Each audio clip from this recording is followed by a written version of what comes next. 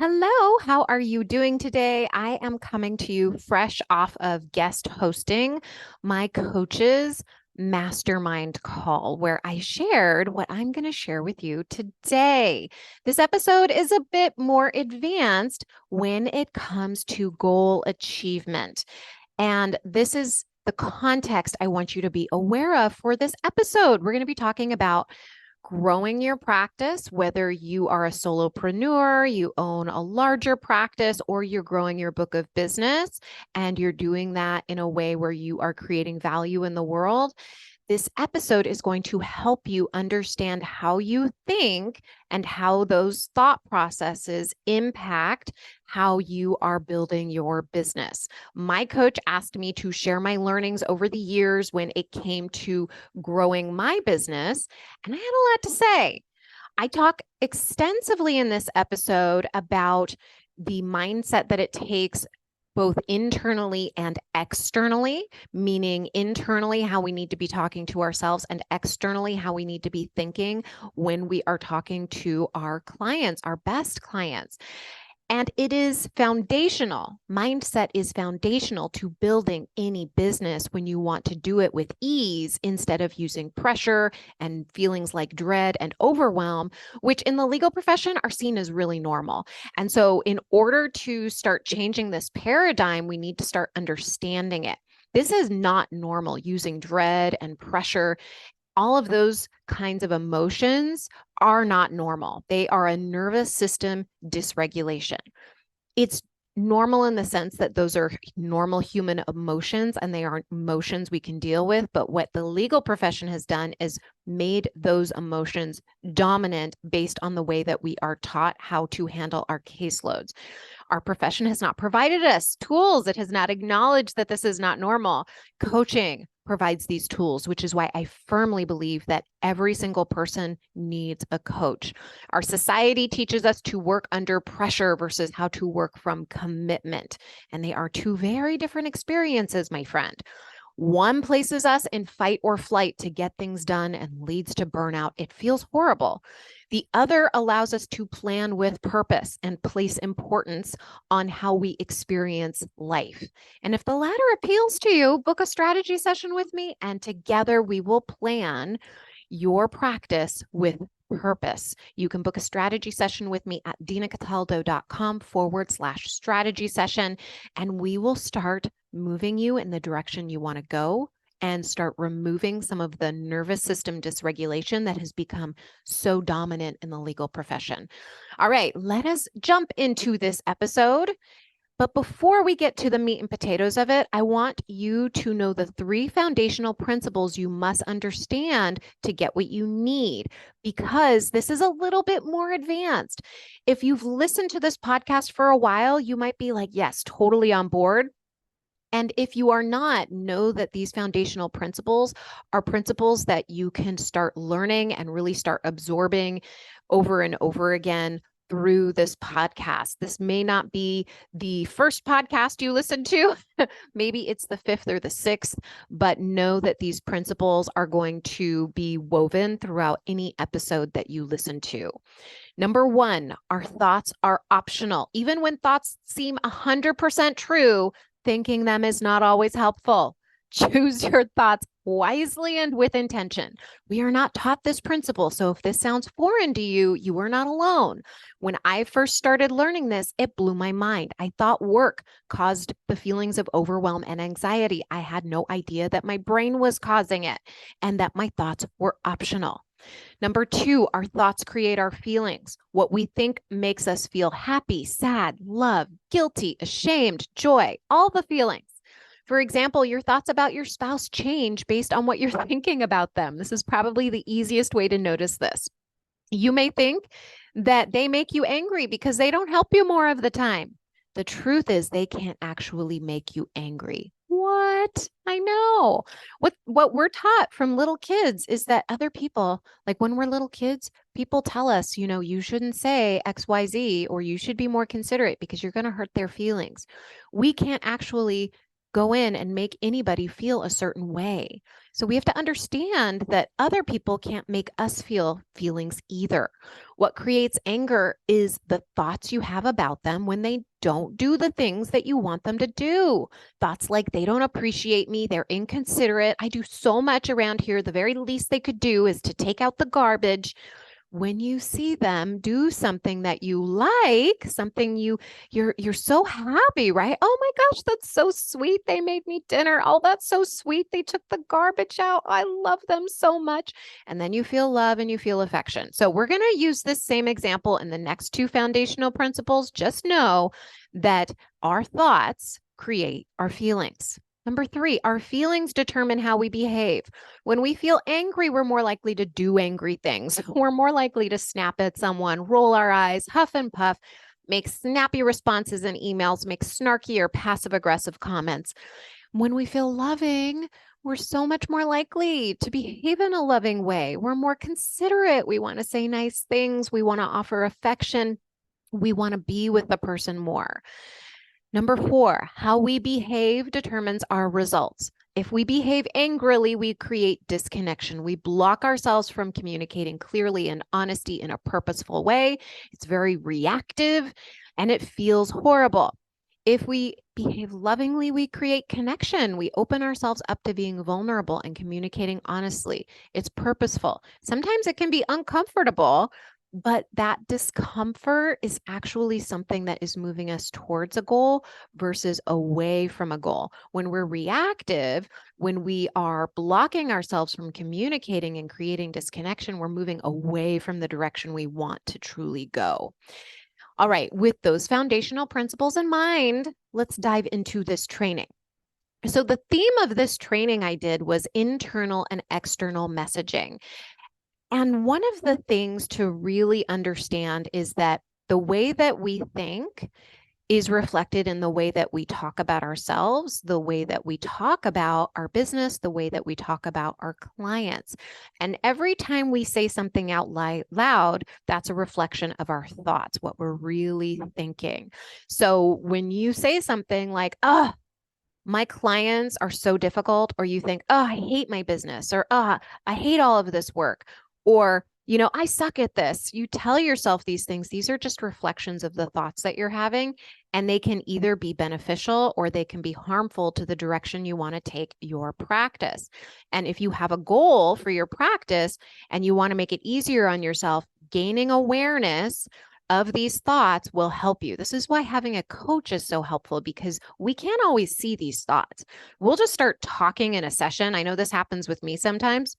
I'll just start talking in a session and the coach says, whoa, what was that? What did you just say? And I do that with my clients too. And I'll start realizing, oh my gosh, I didn't realize I had all of these thoughts about how I was showing up in the world, about, whatever is going on in my life.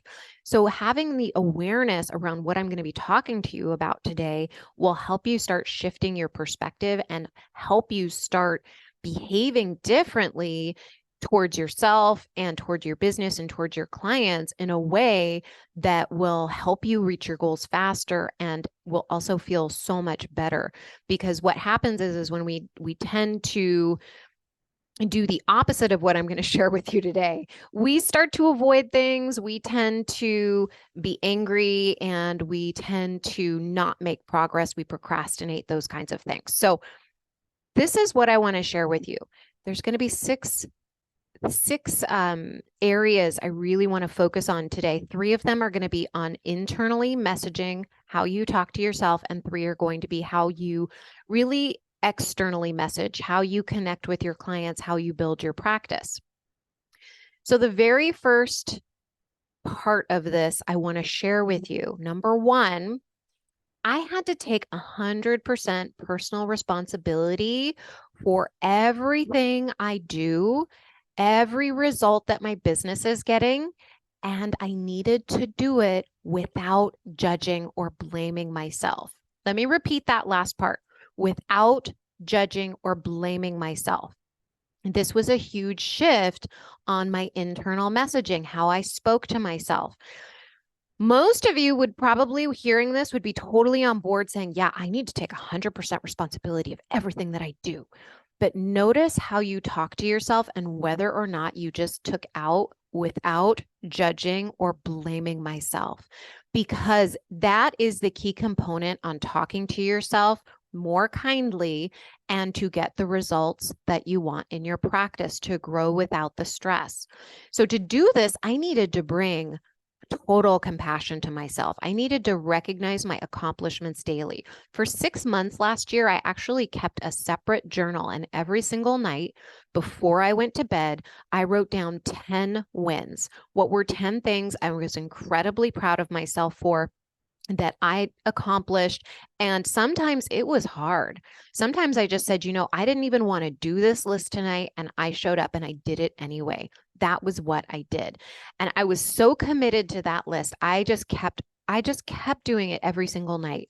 And there's something about keeping a list like that of what you're proud of what you've accomplished, and doing it right before you go to bed, that it really enters your subconscious and you start to really enter into dream time with that state of being proud and being accomplished and knowing that you are capable. And I highly recommend that if you notice that you're beating yourself up a lot in your practice for doing or not doing things, that you keep some sort of compassion journal like this one, because it really changed how I thought about myself and how I showed up in my business.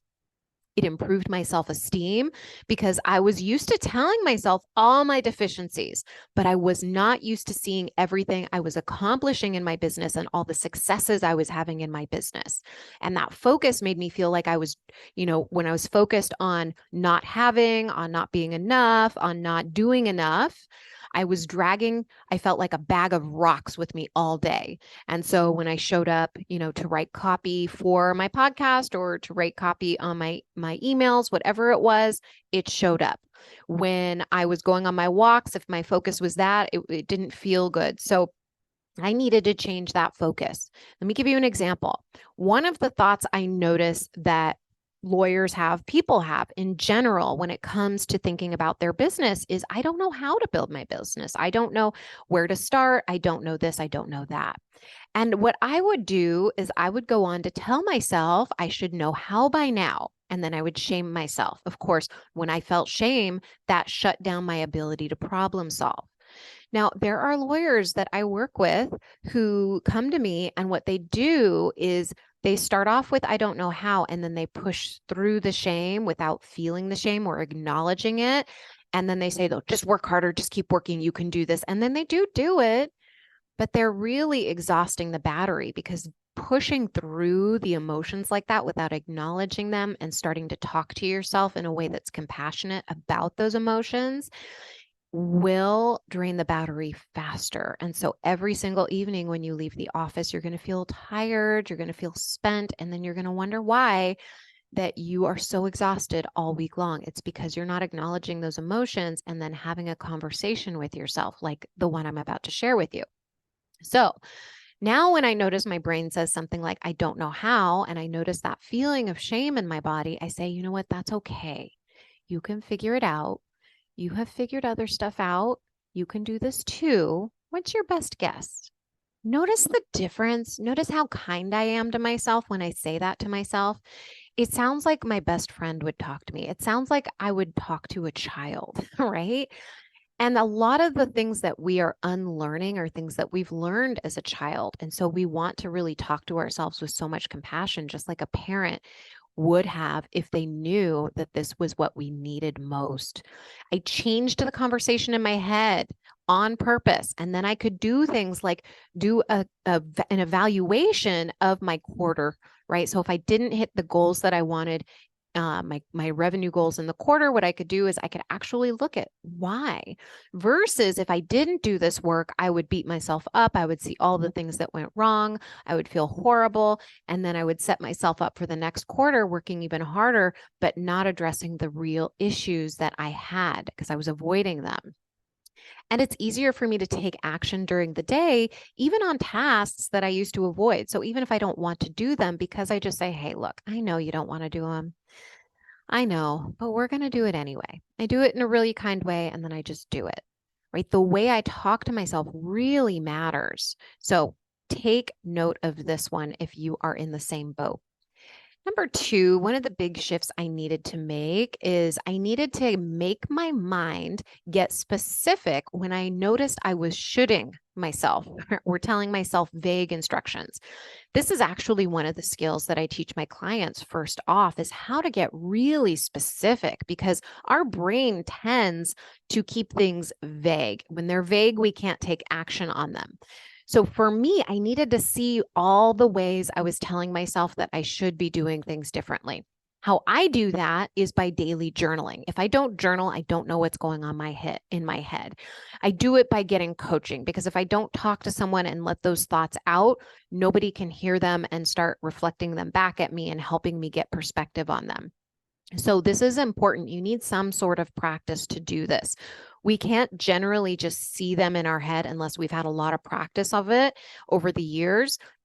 Step one is having a journaling practice.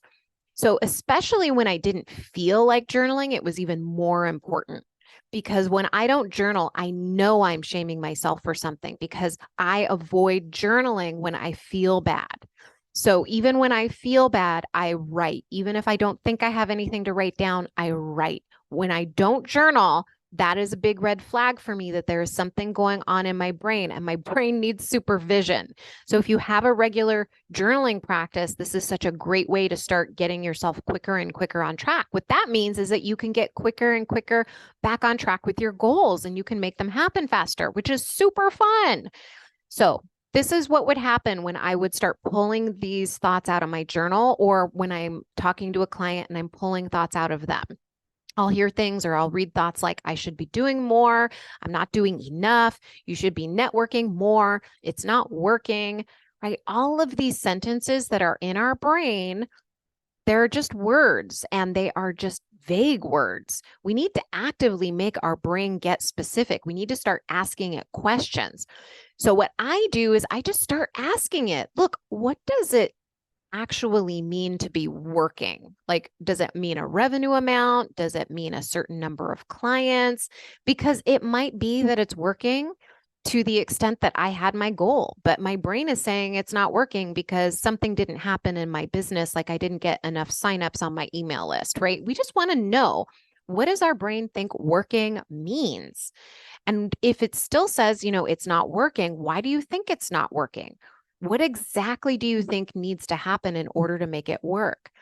And another thing that my brain says a lot is like, I should be doing more. That's one of my default thoughts. And so then I just ask it, what do you think you should be doing? And so it will give you a list. If you ask your brain a question, like, what do you think I should be doing? Your brain will give you a download like you would not believe, right? You should be making more time to network. You should be reviewing your copy. You should be getting better at consults. You should be writing more posts. You should be recording more podcasts. You should be doing more master classes. Like my brain will tell me all the things I should be doing. And then I just say, okay, I hear you. This is the part where number one comes in so strong. That's great. I love it. I love that you have all of these ideas. So tell me, what do you think's like one or two big things you want to implement right now? And it'll tell me which ones it thinks that I need most right now. And then why do you think you're not making time for that? And I might actually have a legit reason. Like, if I did those things, I wouldn't have a life. Or if I did those things, I wouldn't be able to go on vacation. Or right now isn't the time for that because I have other things planned. What would actually be a good idea is to take those tasks and put them on next quarter's to-do list. So just know your brain has the answers. It's just a matter of if you can talk to yourself in a way where you can ask the right questions. Like that's what I'm doing with my clients is I'm asking those questions. I'm pulling those things out. You can do this in a self-coaching practice too if it is strong, like asking yourself the questions that I'm posing to you right now. Okay, number 3. I made it a requirement. I made it a non-negotiable that I am kind to myself. Hey, I already talked to you about the journaling practice that I recommend, but one of the things that I started doing when I felt uncomfortable or I felt scared or anything like that in my business is I started just checking in with myself and asking myself, "Hey, how are you doing?"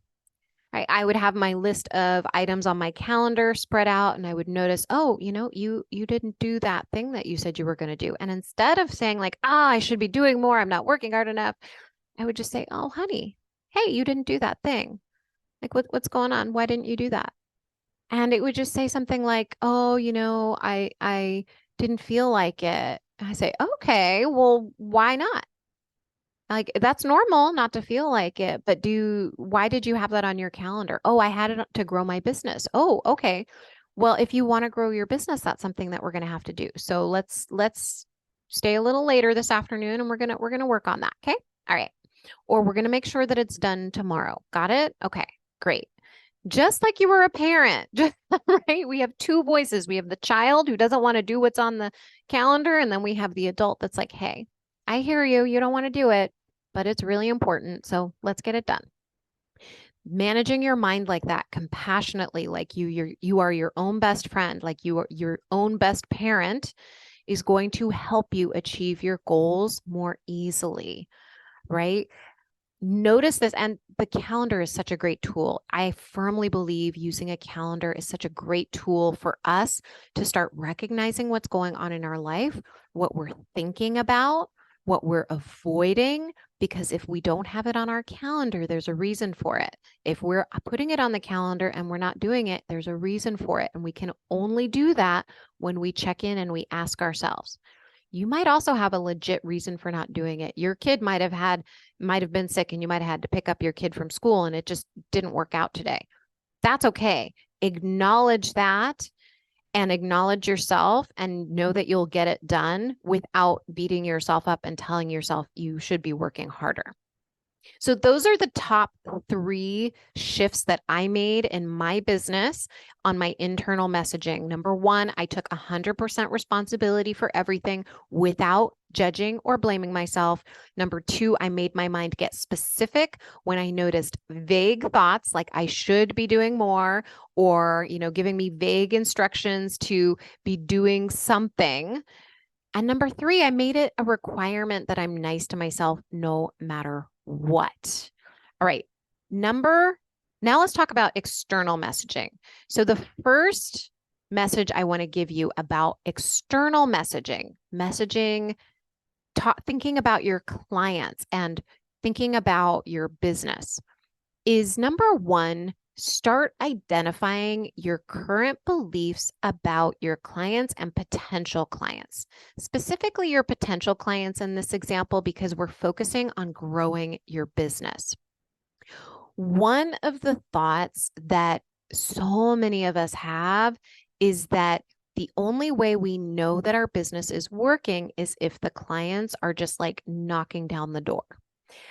I want you to erase this notion from your head, because what that thought does is teach us that we need to have validation to show us that our efforts are working. And marketing efforts do not yield immediate fruit. Okay.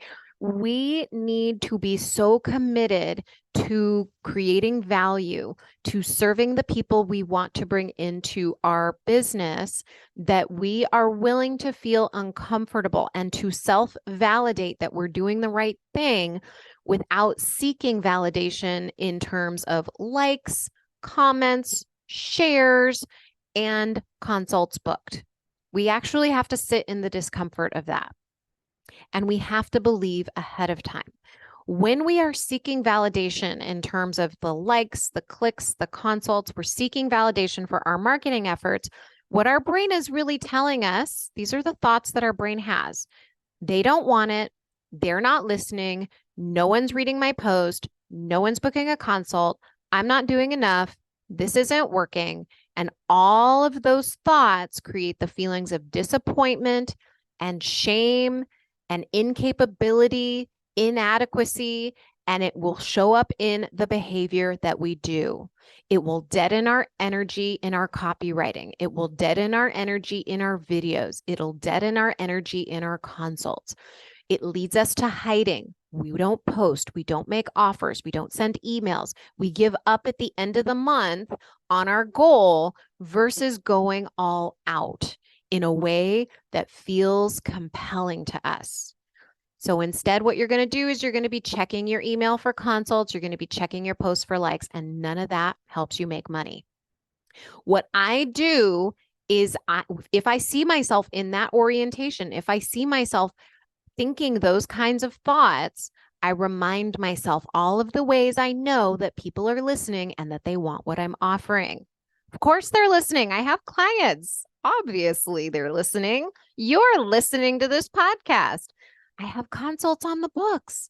And I have so much evidence to show me that what I am doing is working. People coming to master classes, people doing things, like sharing things in my DMs. Like these are the things that I know I can remind myself to show me that it's working, that it's all working. And if it wasn't working, then I wouldn't be here. So let me just remind you that the belief comes before the action. The belief in your clients that they are there, that they have the money to pay for you, that they are able to see the value, that you are able to show them the value of your services, that belief needs to come before the action. Okay. And when you have the belief and you are taking action in a way that shows the value of your services, that shows the value of what it is that you do and why they need your services, then the results are naturally going to flow. They are going to naturally book the consult. So you don't have to focus your brain on that. You just focus your brain on service. You focus your brain on the fact that, of course, they want what you're selling. Of course, they want it. Otherwise, you're not going to take any action. And we want you in action, massive action, moving towards creating the results you want in your law practice. Number 2, I needed to learn how to get into sufficiency before a masterclass or a consult or a speaking engagement or anything that I was doing where I was going to be selling something. And the same thing goes for you.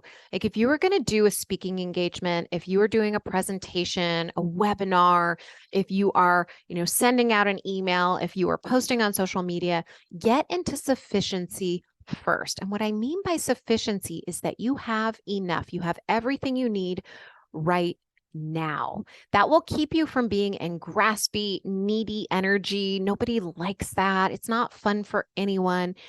And when you do that, you are going to feel so much more comfortable sharing what it is you came to share with your audience, and no matter what the format is when you're building your business. Again, use coaching, use journaling to start stimulating this. Ask yourself, what are all of the things that I have right now? How do I know I already have a business that I love, that I don't need anything from the people at the speaking engagement, that I don't need anybody to book a consult from me? I have everything I need. That is where you want to be. You don't even need to be in abundance, right? You just need to be sufficient, that right now you have everything you need. You have a roof over your head. You have all the food you could desire. You could go out, you could buy something. It's okay. Have compassion for the people that you're talking to because they're having a difficult time. I mean, the times that people hire lawyers, they're having some sort of difficulty. So having compassion is such a great way to create the connection that you want to create with people. And then feel that love, gratitude for what you have, and then serve. Okay. All of the receiving of the consults and of the money into your business will come naturally when you are just serving from love and serving from total sufficiency. Now, I consciously create this orientation. Doesn't, this is practice, right? So you don't have to be perfect at any of it. I'm definitely not perfect at it.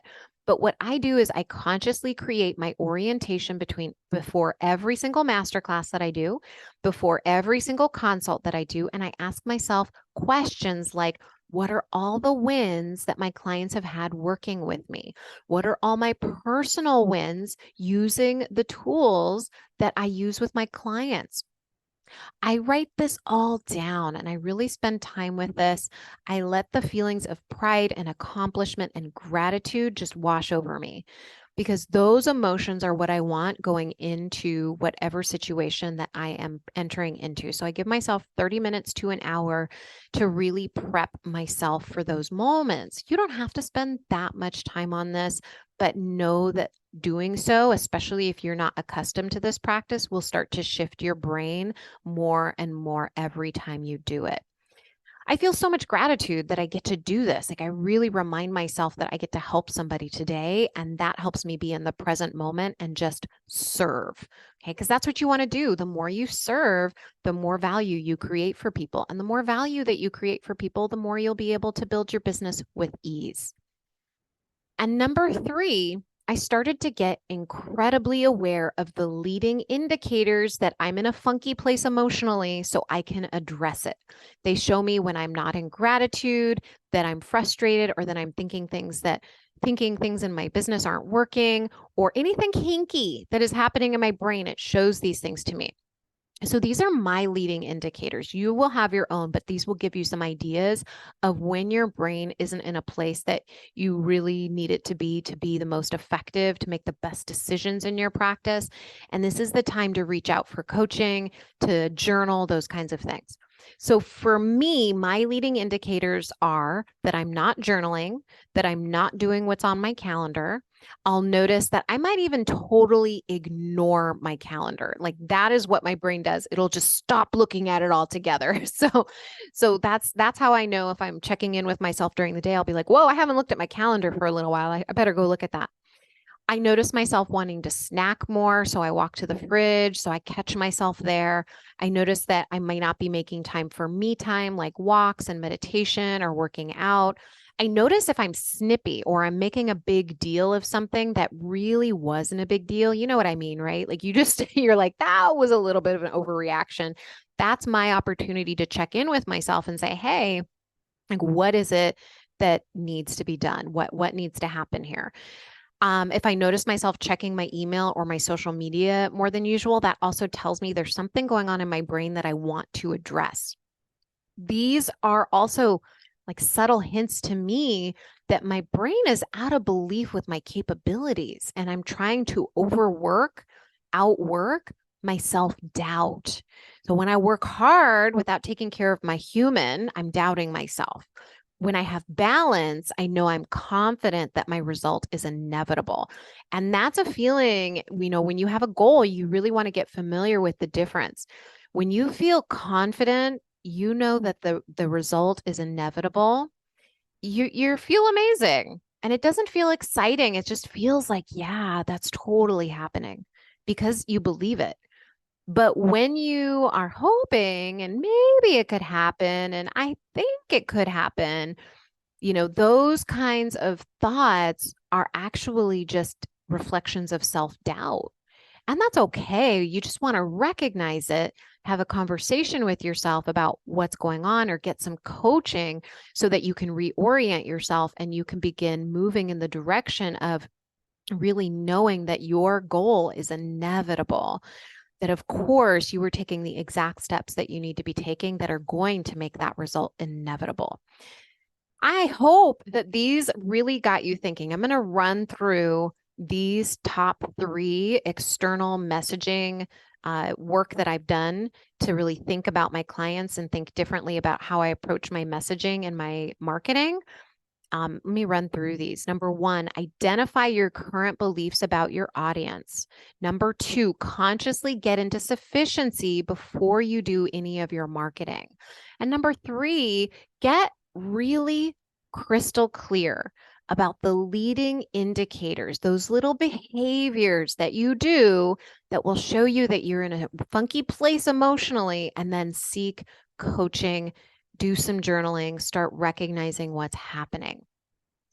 This episode was, like I said, a little more advanced. This is work that I do with my clients. We really take things deeper in our calls.